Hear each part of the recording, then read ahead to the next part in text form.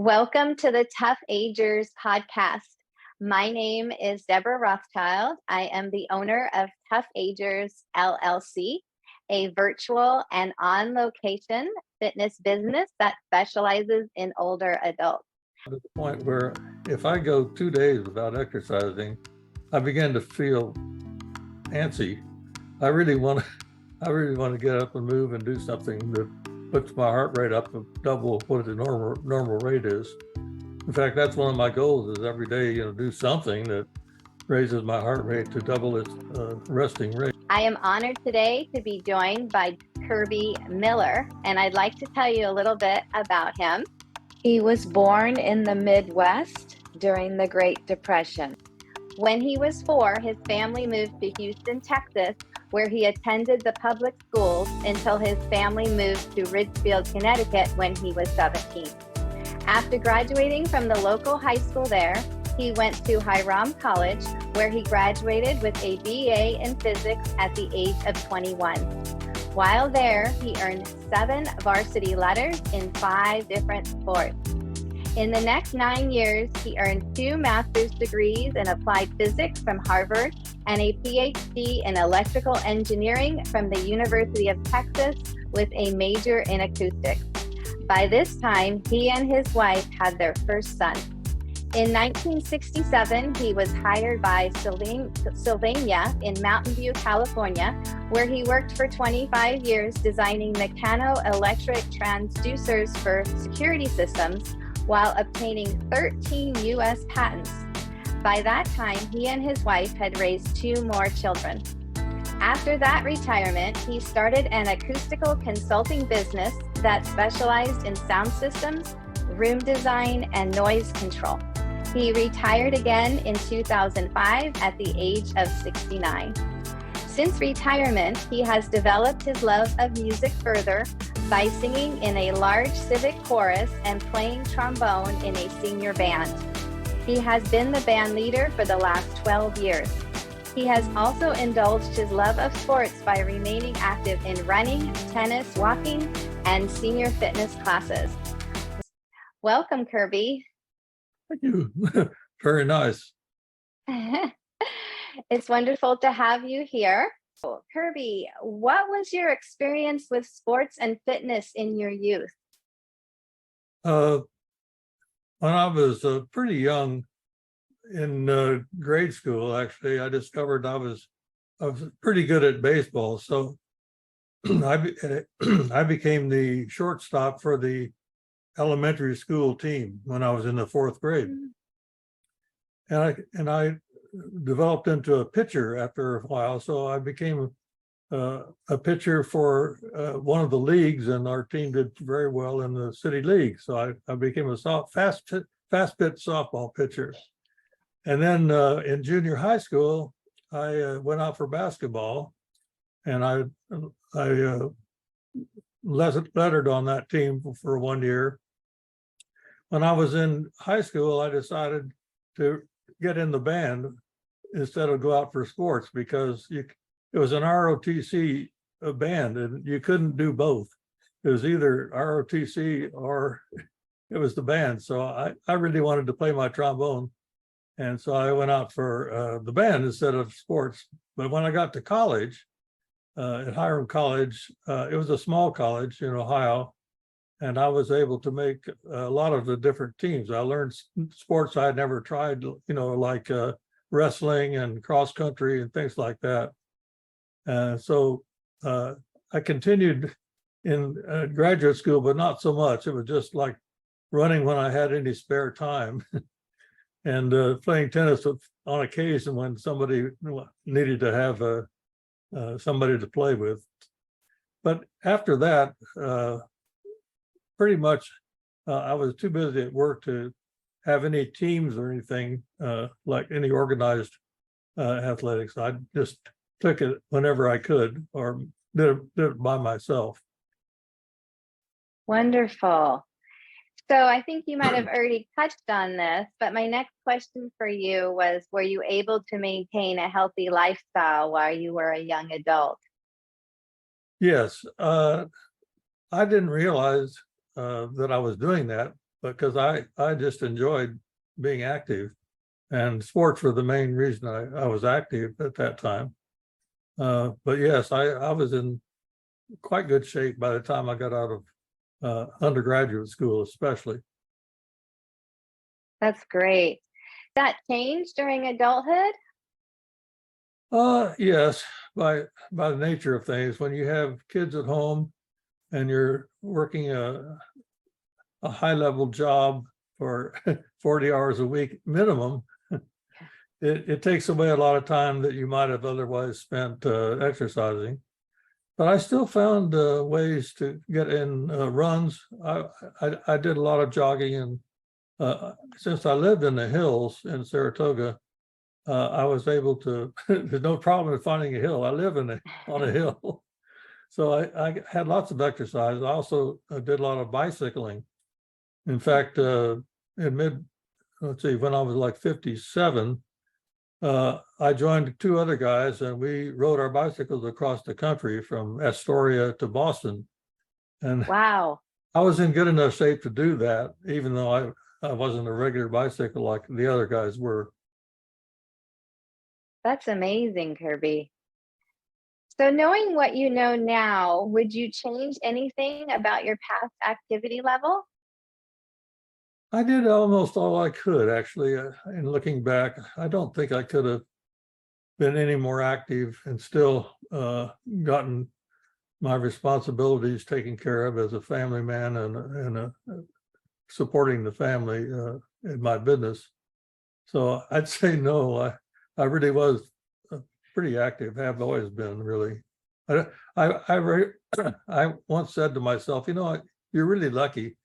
Here you are in your 60s and you've never really been out of shape all your life. And so I think that's true. I was fortunate in that regard. From athletics in college, I got the feeling of it's fun to be in shape, and it's fun to exercise, even though staying in shape was not the only reason that I exercised for other reasons as well. But you know, it doesn't hurt to feel good about being in shape. Absolutely. That's great. So, did you ever have a negative experience working with a personal trainer or taking a group fitness class? And if you did, without sharing any names of fitness professionals or fitness businesses, can you share those negative experiences? There were a few times when I was in a senior fitness class at the club that I belonged to, and they'd have a substitute that would come in, and a few of the substitutes really didn't put themselves in a way that they understood what the class was needing. In other words, they had a set thing that they wanted to do, and in some cases, it sort of showed off how good a shape they were in, but it didn't resonate with the people in the group because we couldn't do those things mostly. In other words, they didn't really take into account the capabilities of the class that we were in. But that was fairly rare. I mean, the regular teachers I never had a negative experience with a regular teacher. Occasionally somebody would use words that I didn't understand, but you know, you could always ask, and most of the teachers understand those words, so they could explain it to me when I needed to know. Right. What about personal training? Did you ever have any negative experiences working with a personal trainer? I've only had one personal trainer, and she was excellent. So no, she was very good about organizing our time depending on what I really needed. You know, if I had a hurt shoulder or a bad thumb or something like that, we try to do exercises that either worked around it or helped it. Oh, that's wonderful. Okay. So, what is it that you want from fitness professionals today at your age? I think the main thing is to have somebody who really understands the condition that age puts you in. You know, I'm definitely not as strong as I used to be. You know, I can't possibly do some of the exercises that I could do when I was in my 30s or 40s. And I think that whoever's leading the class should be able to handle exercise in such a way that that I could fit in. And for example, right now the fitness class, the ToughAgers, we always have an option to do things more simply or more difficultly if we want to.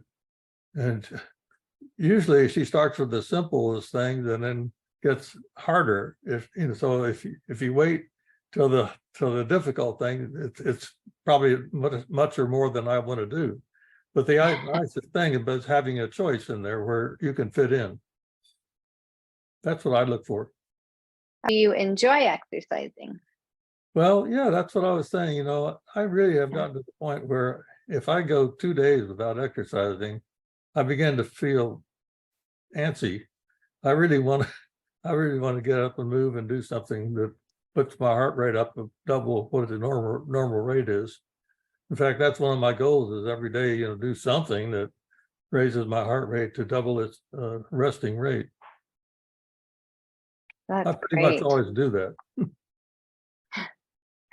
So physically, are you able to do everything you want to do now? Oh no. I've cut back on a lot of things. When I turned 86, 87, I realized, you know, it's harder to do these things, and I don't know that I need to push myself as hard as I used to do them. For example, I had a three mile, a very hilly course here that I originally ran, and then I started walking it, and now I just walk 2 instead of 5 hills. It's 3 mile course, but there are 5 hills in it, and I've cut it down to 4 hills or 3 hills now, and I'm happy with that. I think I need to pay attention to the condition that my body's in. How old do you currently feel, knowing you're 87, is that correct? Yes, that's correct. You know, when I was a young man, I thought people that were 87 were really, really old. But I have changed my way I look at that. People 87 are older than I used to think that I was by quite a bit, but not really old. I mean, the way I feel now is I have a lot more years than I would have thought when I was a young man at 87. So it changes, just like your body changes, your mind changes too. So besides exercise, what else do you do for your overall wellness? I know I mentioned in the intro that you are singing and you're playing your trombone in the senior band. You can tell us about that, or if you have anything else that you do that for your overall wellness. Well, there are several things. Leading a band and making arrangements for different instruments is time consuming, but it's also demanding of, you know, the training that I've had, and it's sort of like working puzzles. My wife and I also have a long-standing competition.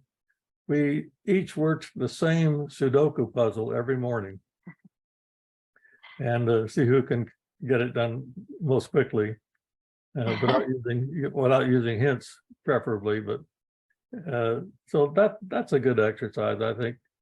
The other thing, probably as important as anything else that I do, is the diet.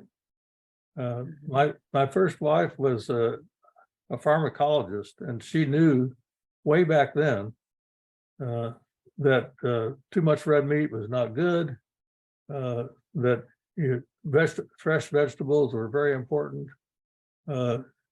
She did a lot of things that later on we found were true, but she knew it already, or she was sure of it enough to feed us that way. And we take 4 magazines now that are health related in some way or another. One of them is Nutrition Action, and that's a very good magazine for if you want to see whether the cereal you're eating is a good one or not.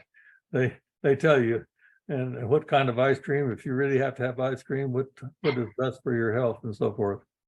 So yeah, there all these things I think help keeping your mind occupied, having something you have a passion about like music, and eating well, I think are all important. Absolutely. Is there any advice you would like to share with other older adults? I think most people know now that it's extremely important to stay active, and staying active is, it's almost the foundation of health in so many different ways. I think that's, if I had a single thing to recognize, I would say, even if it's just walking, that's fine. Just do it. And that's one reason I go to senior fitness classes, because it's easier to have somebody to tell you what to do and do it than to say I ought to do it, but I don't do it. Right. So, do you have any advice for fitness professionals? I pretty much given what I think is what I want the professionals to recognize, and that is that we're not all in the same place. We need to have an understanding of where we are physically and what we can do. And there are a lot of exercises that if you work too hard at them, you can hurt yourself. Especially, I know that from personal experience. I tend to be an overachiever, and I try to do things that are hard, and I make them harder by doing them, as hard as I can. And sometimes that's not a good thing. And so you have to recognize that. And I think that a professional should be aware that some of us are going to go to the extreme of what they expect us to do. Anything else you'd like to share? No, I just say ToughAgers is a great organization. I would highly recommend it to anybody. And that's about all I can say, really. Okay, well, thank you so much, Kirby. I've really enjoyed hearing about your life journey and what advice you have for other older adults and fitness professionals. I feel like we can all learn a lot from you, Kirby. Well, you certainly have learned a lot from you. All right, well, thanks again. Yeah, thank you. Thank you so much for listening to the ToughAgers podcast. For more information, you can go to ToughAgers.com and DeborahDoesFitness.com. Take care.